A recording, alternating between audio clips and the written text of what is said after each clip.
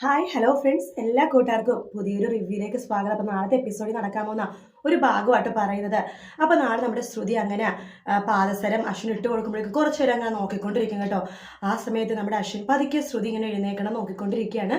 ശ്രുതി എഴുന്നേറ്റ് കഴിയുമ്പോഴേക്കും അശ്വിൻ ശ്രുതിയുടെ അടുത്തേക്ക് പോവാണ്. അപ്പോൾ അടുത്തൊന്നും ആരുമില്ല കേട്ടോ.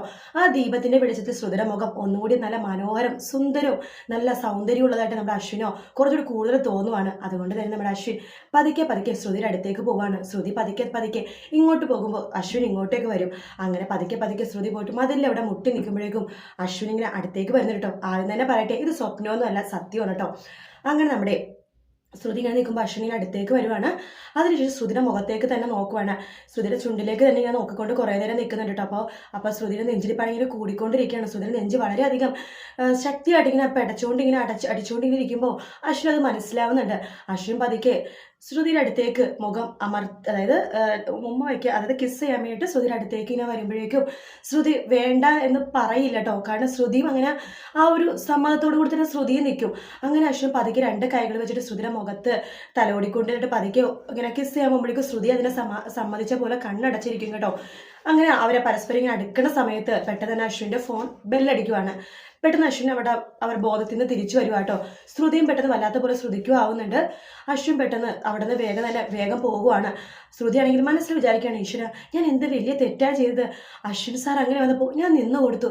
ഞാൻ എന്ത് വലിയ തെറ്റാ ചെയ്തത്. ഞാൻ ഒരിക്കലും ഇങ്ങനെ ചെയ്യാൻ പാടില്ലായിരുന്നു. അത് മാത്രമല്ല, അശ്വിൻ സാറിൻ്റെ പാദസരം എങ്ങനെയാണ് കിട്ടിയത് അതും അറിയണം. പിന്നെ അശ്വിൻ സാർ ഇപ്പോൾ എന്നോട് ഈ പെരുമാറിയത് അത് എന്താണെന്നും എനിക്കറിയണം എന്ന് പറഞ്ഞിട്ട് ശ്രുതി നേരെ അശ്വിൻ്റെ അടുത്തേക്ക് പോവാണ്.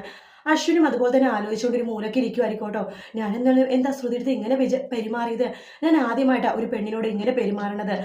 അവൾ എന്നെക്കുറിച്ച് എന്ത് വിചാരിച്ച് കാണും. ഞാൻ ഒരിക്കലും അങ്ങനെയൊന്നും പെരുമാറാൻ പാടില്ലായിരുന്നു എന്നിങ്ങനെ പറഞ്ഞുകൊണ്ടിരിക്കുന്ന സമയത്ത് ശ്രുതി അങ്ങോട്ടേക്ക് വരുന്നുണ്ട്. അശ്വിൻ സർ, എനിക്ക് നിങ്ങളോട് സംസാരിക്കണം. ശ്രുതി പ്ലീസ്, എനിക്ക് നിന്നോട് സംസാരിക്കേണ്ട, എനിക്ക് നിങ്ങളോട് സംസാരിക്കണം എന്ന് പറയുകയാണ്. എനിക്ക് നിന്റെ മുഖം കാണുന്നത് പോലും വെറുപ്പാണ്. നീ ഇവിടെ നിന്ന് പോയി തരാവോ എന്ന് അശ്വിൻ പറയും കേട്ടോ. അതിനുശേഷം അശ്വിനോട് പോകുവാണ്. വീണ്ടും ശ്രുതി അശ്വിൻ്റെ പുറകിൽ ഞാൻ നടക്കുക കേട്ടോ. അതിനുശേഷം അശ്വിനടുത്ത് പറയണ്ട, എനിക്ക് നിങ്ങളോട് സംസാരിച്ചേ പറ്റൂ എന്നിങ്ങനെ പറയുവാണ്.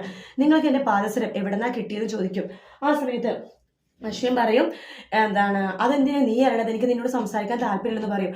ശരി, എങ്കിലും നിങ്ങൾ എന്തിനാ എന്നോട് നേരത്തെ അങ്ങനെ പെരുമാറിയത്. നിങ്ങളെങ്ങനെ പെരുമാറുന്നത് നിങ്ങൾക്ക് അറിയില്ലേ. അത് എന്തിനാ അങ്ങനെ പെരുമാറിയതെന്ന് ഞാൻ ചോദിച്ചതെന്ന് പറയുമ്പോൾ അശ്വിൻ ഒന്നും മിണ്ടാണ്ട് അവിടെ നിന്ന് പോകുക കേട്ടോ.